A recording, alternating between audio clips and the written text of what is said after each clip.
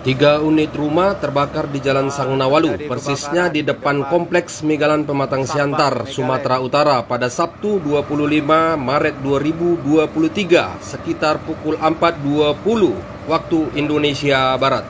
Ketiga rumah selain dari tempat tinggal juga digunakan sebagai usaha rumah makan dan penjualan gorengan.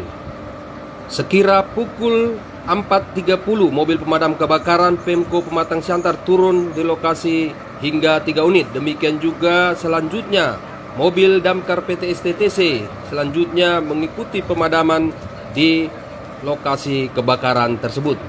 Atas peristiwa kebakaran ini pihak kepolisian masih melakukan penyelidikan tentang penyebab kebakaran. Dari Pematang Siantar, Tagor Sitohang melaporkan.